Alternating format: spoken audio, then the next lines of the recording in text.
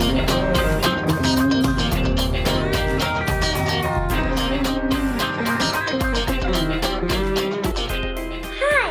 I'm Curious Vedant, and welcome to season 4 of my podcast. Today, my guest is Narasimha, a mechanical engineer based in Prague. He works in the after sales division of Skoda Auto. Narasimha, like me, is a car enthusiast. Hi, Narasimha. Welcome to my show. Hi, Vedant. Thanks for inviting me to your podcast. And it's really nice to be here with you to answer all your questions related to cars. Thanks for inviting me. Welcome. Yeah, I'm very excited to talk to someone who loves cars like me. Thank you. It's same here. Cars have always been my passion, and I'm equally excited to discuss about cars with you. Yeah, so let's start. So, Narasimha, I'm curious to know, what does the name Skoda mean? The true meaning of word Skoda in the language Czech means bad or damage or kaput, something that fails. Unfortunately, that's not what the word Skoda cars stand for. Skoda is also a surname here in Czech Republic. Mr. Emil Skoda is the name of the person who founded Skoda Works. Skoda eventually merged with the company called Laurin and Clement. So the brand Skoda was passed on from Emil Skoda to Skoda Auto. That's interesting. Can you tell me a little bit about your role in Skoda? Like I told before in my introduction, I work in the after sales division of Skoda department. My current role is to oversee the after sales operations in market India. So last month we released our new car called Skoda Kushaq, and we've been monitoring the progress of how the car performs in the Indian market. And I'm responsible for the performance of the dealerships, their tool inventory, how well they perform, and we are also responsible for the technical inspection and the technical conformity of the car. Can you tell me about the process of designing a car? Okay. To design a car, the company basically has to come up with an outlook of the targeted audience first. All right. So the designer is given the task of coming up with the design. Initially, it will be in the form of a 2D drawing, sketches. So the designer of the company starts sketching the car, how exactly it should look like, and what should be its appearance, how long it must be, how wide it should be, and how tall it should be. Yeah. So based on the configuration and based on the budget and based on the targeted audience, the car company comes up with the sketches, and eventually it will go on to be in the form of a clay. What we call it as a clay model. Yeah. So this is where it all begins. I've seen in a documentary that exactly what you said about the clay models, and then after that they build it in a few prototypes in real life, working prototypes. Is that true? Yes, absolutely. You use the right word called prototypes.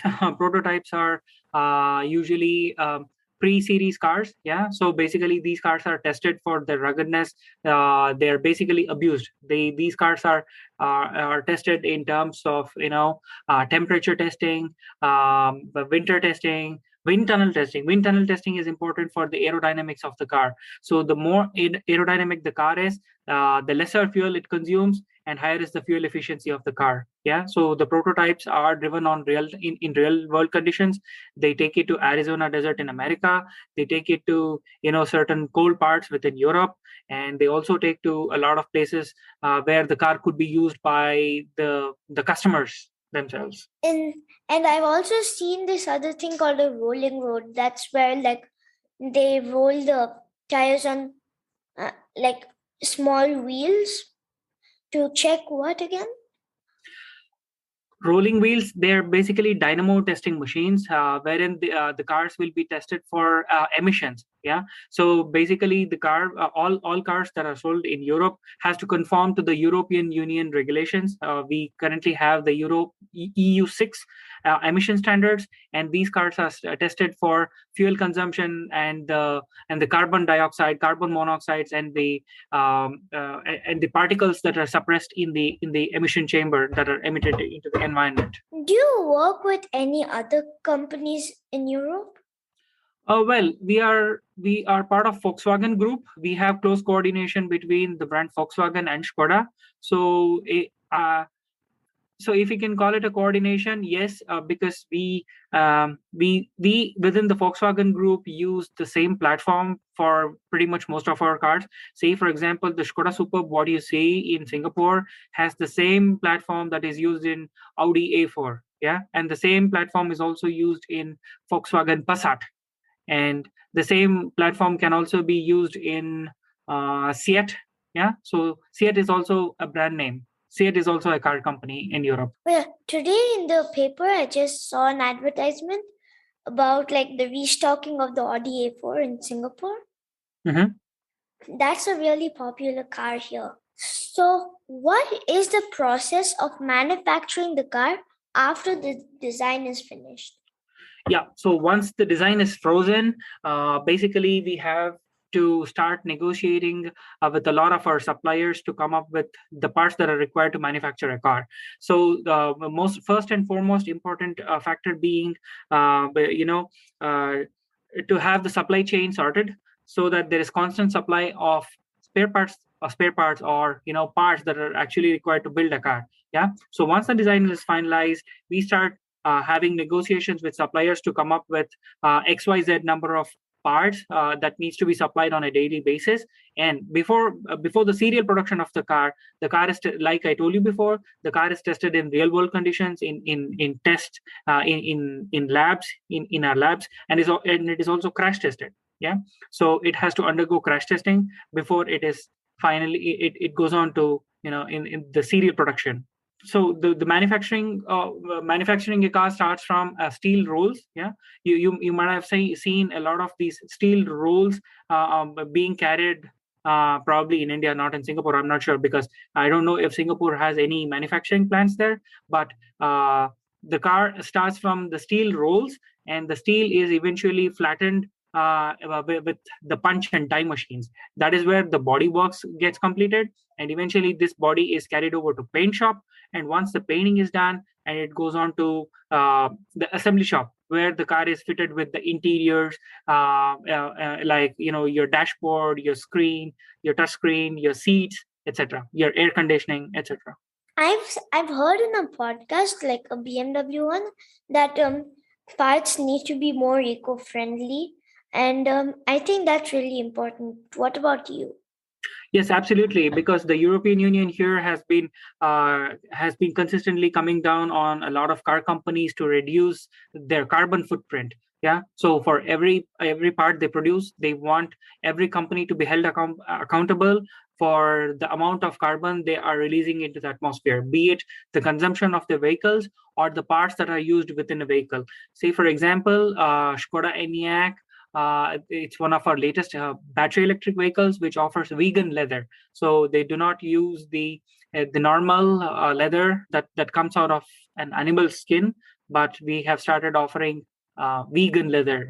Does Skoda have any electric vehicles, like just electric or hybrid?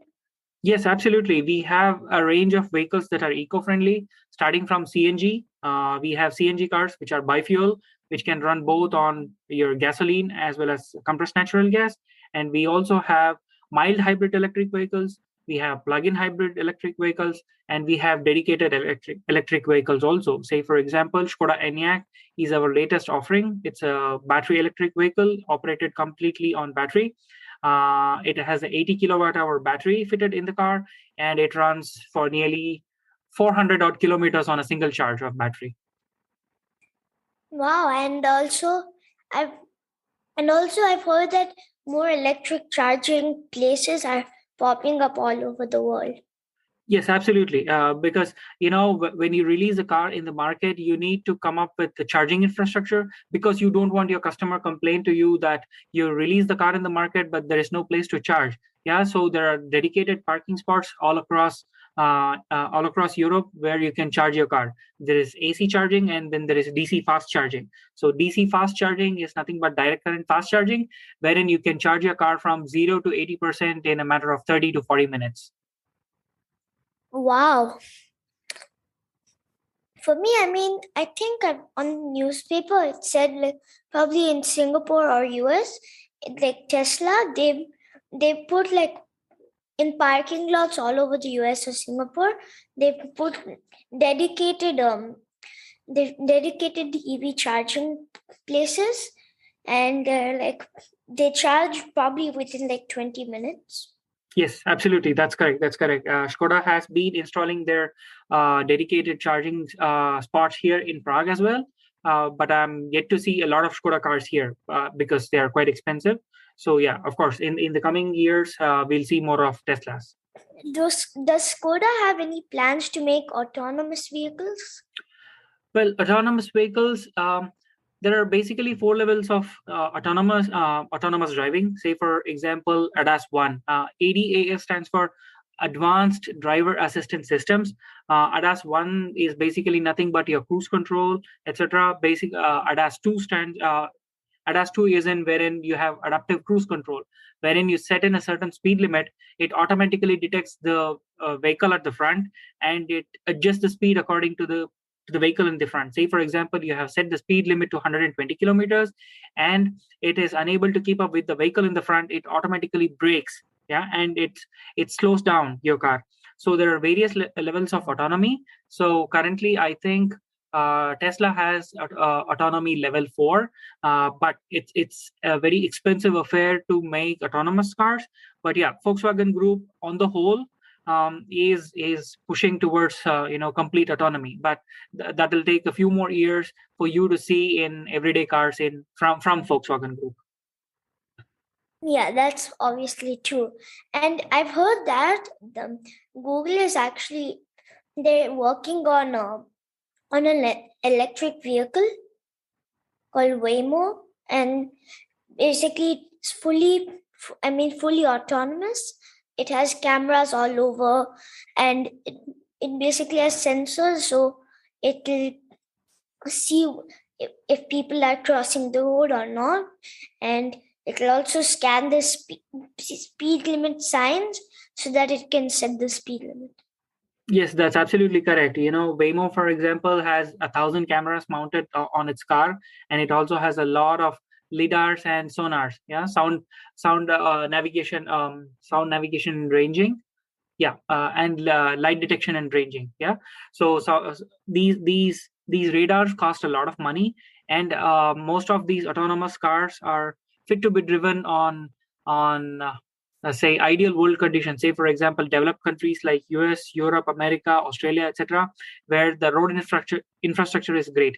So for the car to drive correctly within the marked lanes, you need to have a lot of sensors, and also a lot of discipline is also expected from drivers to drive within the speed limits and within the lanes. So it definitely is a step towards progress of introducing autonomous cars, but of course it will cost you a lot of money.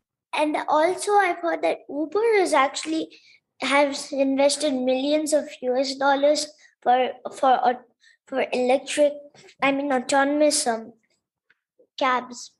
That's correct. Yeah, of course. In Singapore, there's this garden called Gardens by the Bay. Over Mhm. there, they have an autonomous shuttle. A Mhm. person just says stop, go, and if someone is walking on the road, the shuttle just slows down and then goes fast again.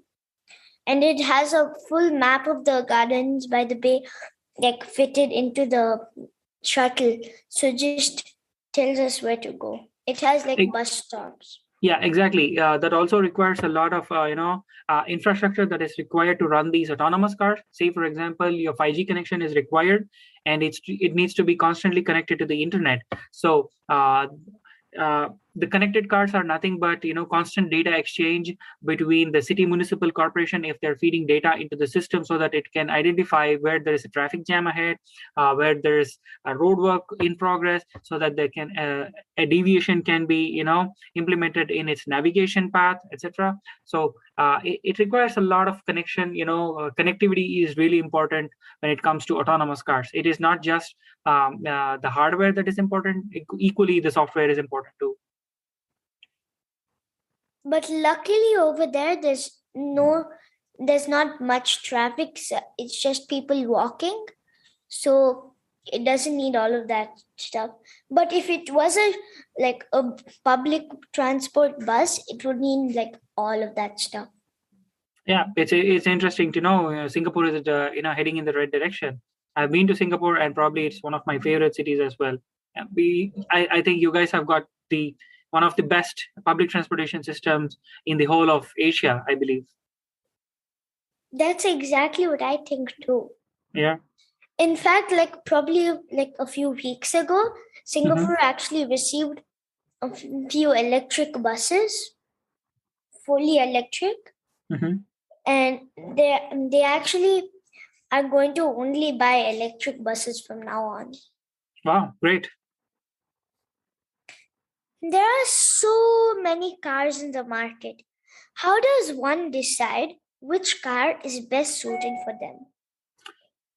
Okay, so honestly speaking, it all starts with your budget and what exactly you want to wish to do with your car. Say, for example, you are a person working majorly in the outdoors, or you are a person who are an adventure seeker. A sedan or a hatchback will not suit your needs. Yeah. Say, for example, there is a car called Ford F-150 in America, where a lot of people in America buy this particular car only because it has a huge loading bay at the back. These are the people who are plumbers, electricians, and a lot of these blue collar laborers who buy these cars because it serves the purpose of carrying their load. Yeah. So you cannot carry, say, 800 kilos of your load or luggage in a luxury car like, say, for example, a Jaguar or a Mercedes. The car is not meant to be abused like that. So similarly, you need to come up with the list of do's and don'ts, or rather, what exactly you wish to do with your car, and also finalize your budget. Say, for example, if you wish to buy a car that is worth $40,000 in Singapore, or say it is $80,000, you need to identify a set of cars within the same category, and come up with pros and cons and the list of features what is offered in each of those categories. So that is how you identify a car. Apart from which, your servicing is equally important. You need to identify the number of service centers across your city or the nation where you're living, and you can also check the prices online of the spare parts. This plays a major role in keeping your car running in healthy condition. If the parts cost you a lot, it will eat away a lot of your budget for that particular year. I went to the US, and over there I saw probably billions of Ford F-150s. Yeah, absolutely. It is one of the highest selling models for Ford in America. Probably one of the most sold cars for Ford. Which is the most famous car developed by Skoda? The most famous? Well, I can tell you the car. I can tell you the name of the car that has been sold the most. It is called the Skoda Octavia. I'm not sure if you have seen one in Singapore. Yeah. So I think we have sold roughly 8 million of those Skoda Octavias in the past 25, 30 odd years. Yeah, it's one of the most important cars for Skoda. Which is your favorite car? It doesn't have to be a Skoda one. Okay. My current favorite car is a Skoda Karoq. It's a compact SUV. It has all the bells and whistles one can look forward in a car. It has all the creature comfort. It has pretty much what everyone wants in a car. It's an SUV, of course, but yeah, the Skoda Karoq. You can Google it and check how exactly it looks like. Does it have rotating seats? Rotating seats? No, unfortunately not. Because in lots of pictures I've seen some. What exactly do you mean by rotating seats? Like, I think I mean like the autonomous cars. Got confused. Oh, okay. No. None of the Volkswagen Group cars have these, rotating seats, except in a few um, commercial vehicles Volkswagen manufactures. There is something called Volkswagen California, Volkswagen Transporter, Volkswagen Caravelle, where the front seats, the driver and the passenger seats, can be turned 180-degree backwards when the car is stationary, and it can be used as a camper van as well.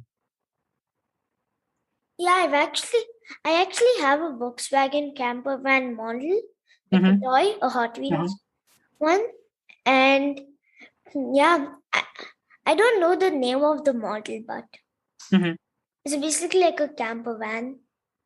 Yeah, the Volkswagen camper van, what you said, is an old model for Volkswagen, but Volkswagen is coming up with the same car called E-Buzz. It will be entirely electric, and probably you can see it on road in a couple of years from now.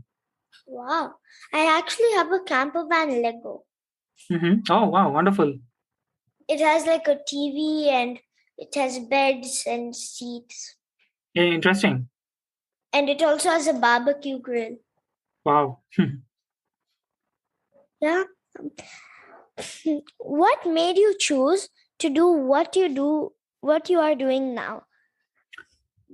Okay. Coming from a humble background, I was always fascinated by cars, machines, and airplanes, and I was passionate about being involved in an industry. What keeps me excited and what keeps me connected to these machines. So that's one of the reasons why you can see me in Skoda Auto, and yeah, I think that's my answer. And what did you want to be as a child?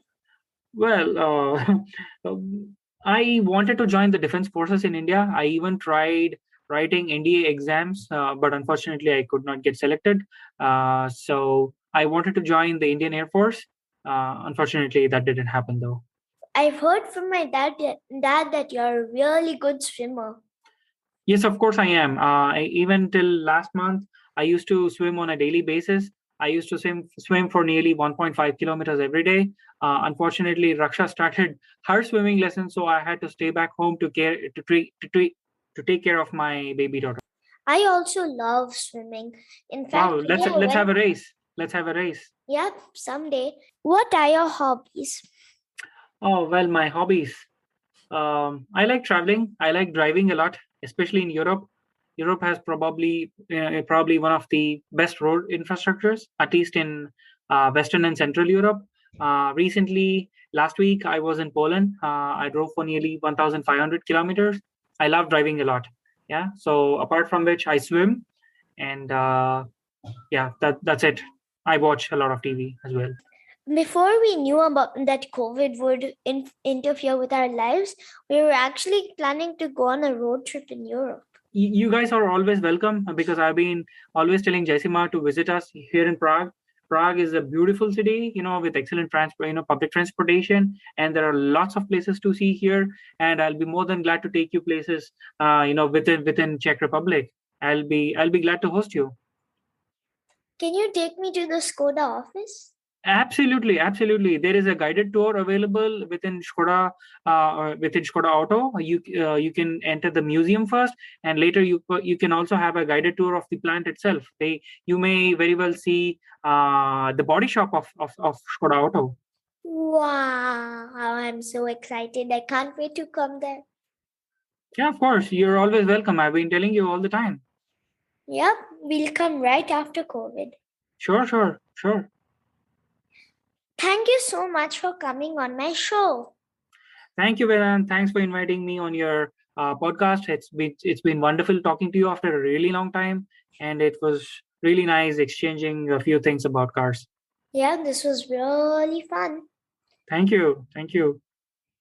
Dear listeners, follow my Facebook page, Curious Vedant, to get updates on my upcoming episodes. To listen at leisure on your phone and get notified about future episodes, subscribe by searching for Curious Vedant wherever you get on your wherever you will get your podcasts, such as Apple Podcasts, Spotify, Stitcher, Google Podcasts, and many more. You can also listen to my show on CuriousVedant.com.